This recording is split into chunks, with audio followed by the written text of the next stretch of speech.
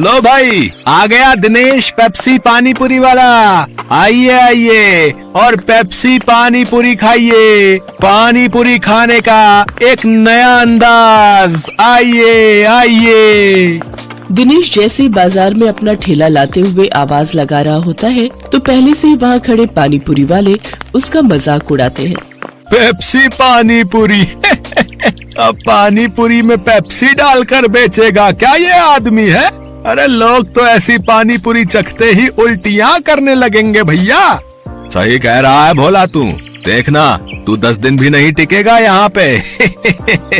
सभी पानी पूरी वाले उसका मजाक उड़ा रहे थे, लेकिन ग्राहक उसकी तरफ हैरानी से देख रहे थे।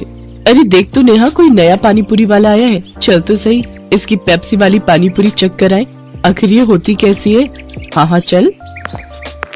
अरे भैया जरा हमरे लिए एक एक प्लेट लगाना तो। वैसे कितने का एक प्लेट? जी सिर्फ 20 रुपए प्लेट। फिर जैसे ही काजल और नेहा उस पानी पूरी को अपने मुंह में रखती है, वो तो खुशी से पागल हो उठती है। अरे वाह वाह वाह वाह, इसका पेप्सी वाला पानी पूरी तो बड़ा ही कमाल का है रे। क्या स्वाद है, मजा ही आ गया। क्या लाजवाब मजेदार पानी पूरी है। अरे इसके आगे तो सबकी पानी पूरी फेल है। सुनो भाइयों बहनों, इस पेप्सी पानी पूरी वाले की पानी पूरी तो लाजवाब है। सब खाओ, दिल खोल कर खाओ, लेकिन भैया हमरे लिए पहले एक एक प्लेट और लगाओ। उन दोनों के इतना कहते ही दिनेश के ठेले के आसपास भीड़ लग जाती है। सभी उसकी पानी पूरी को चखने के लिए बेताब हो जाते हैं। भैया मेरे लिए जल्दी से एक प्लेट लगा दो भैया। अरे अभी तू ठहर भैया, है तू मेरे बाद आया था, पहले मैं खाऊंगा। हाँ भैया मेरा। अरे अरे सब्र करो भाई, सब्र करो। मेरी पेप्सी पानी पूरी तुम सबको मिलेगी, ठीक है? दिनेश की पेप्सी वाली पानी पूरी ने सब पर ऐसा जादू चलाया कि उसका धंधा जोरों से चल पड़ा। उस दिन के बाद वो जैसे ही ठेला लगाता उसकी कमाई शुरू हो जाती। अगर कुछ महीने ऐसे ही कमाई होती रही तो वो दिन दूर नहीं जब मेरे बंटू का इलाज हो जाएगा और वो पूरी तरह ठीक हो जाएगा। बंटू दिनेश का 7 साल का बेटा था और उसके दिल में छेद था। उसके ऑपरेशन के लिए डॉक्टर ने काफी खर्चा बताया था। दिनेश जब भी शाम को घर लौटता तो बंटू अक्सर उससे पूछता, पापा आपने मेरे इलाज के लिए पैसे जोड़ लिए क्या? अब कुछ ही महीनों की बात है बेटा, मैं जल्दी ही तेरे इलाज के लिए पैसे जोड़ लूंगा। ऊपर वाले की दुआ से अपना पेप्सी पानी पूरी का धंधा बहुत अच्छा चल रहा है। सच्ची पापा? फिर तो मैं भी आपके साथ खेल सकूंगा, दौड़ूंगा, भागूंगा और आप देखना फिर तो रेस में मैं ही फर्स्ट आऊंगा। दिनेश की बीवी संध्या जब भी अपने बेटे को ये कहते सुनती तो वो कहती, तू बिल्कुल भी परेशान मत हो बंटू, मैं रोज मंदिर जाकर तेरे ठीक होने के लिए भगवान से प्रार्थना करती हूँ। तू देखना भगवान तुझे बहुत जल्द ठीक कर देंगे।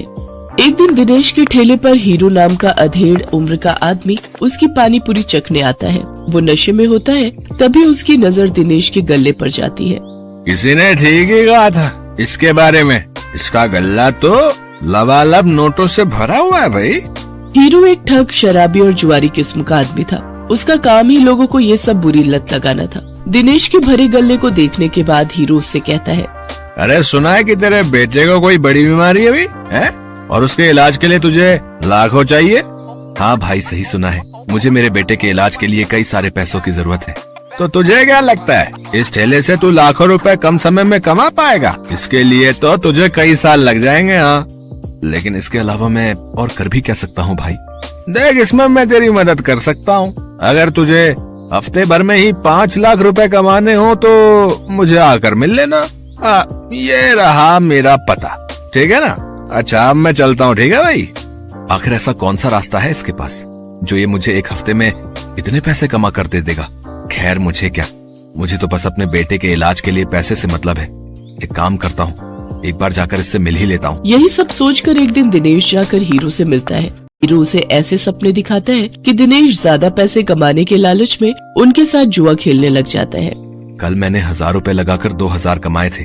ऐसा करता हूँ आज ठेले की सारी कमाई ही लगा देता हूँ, एक दिन में डबल कमाई हो जाएगी। धीरे धीरे दिनेश को जुए के साथ साथ शराब की लत भी लग जाती है। शराब की लत उसे ऐसी लगती है कि उसका अपने काम में मन ही नहीं लगता और वो ठेले पर खड़ा होकर भी शराब के नशे में डोलता रहता है। भैया एक प्लेट लगाना तो। अरे लगता है इस आदमी ने तो शराब पी रखी है। चलो चलो हमें नहीं खानी इसकी पानी पूरी, चलो दूसरी वाली पानी पूरी खाने चलते हैं। धीरे धीरे दिनेश के सभी ग्राहक कट जाते हैं और वो सभी दूसरे पानी पूरी वालों के पास जाकर पानी पूरी खाते हैं। ये देख भोला और राजू बहुत खुश होते हैं।